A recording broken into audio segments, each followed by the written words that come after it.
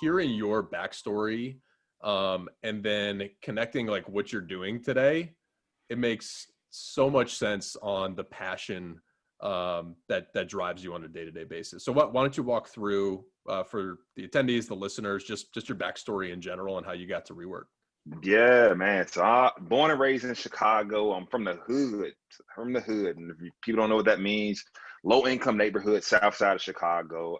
Average household income when I grew up, it's like 13,000. So not sure if you know what it's like to make $13,000 a year, but imagine kind of living in a household like that. And interestingly enough, my neighborhood was probably 97% Black. And so at the time, didn't know that we were living in poverty, but, fast forward, that's what we were living in. And, grew up household with my grandparents, my parents, kind of like multiple generations living in one household.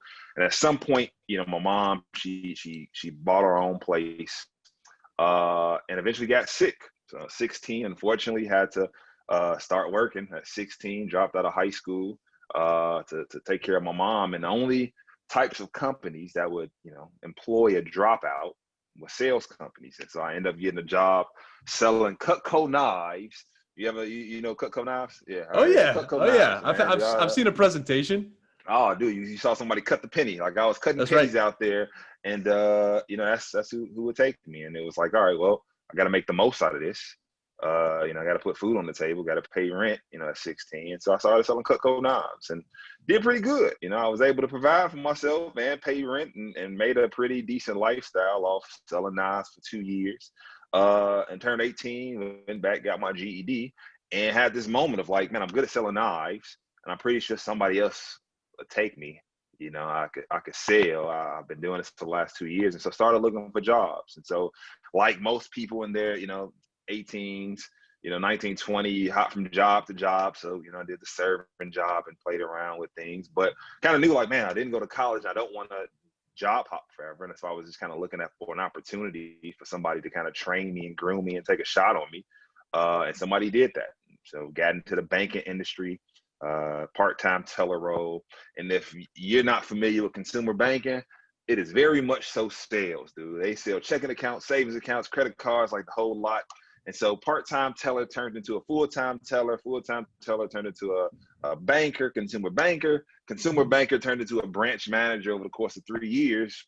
Again, because somebody took a shot on me. They said like, all right, man, this guy got something and we're gonna take a shot on you. And so fast forward, 6 years into banking, I did a very specific Google search that not many people know about. I typed in top 50 companies in Chicago for an 80s baby to work for, and tech came up. And so, tried my hand at tech, started out entry-level position, BDR role, and got in and made a lot of money, man. Made a lot of money in tech sales, ended up switching over to Sprout Social. So, went from Groupon to Sprout, same situation.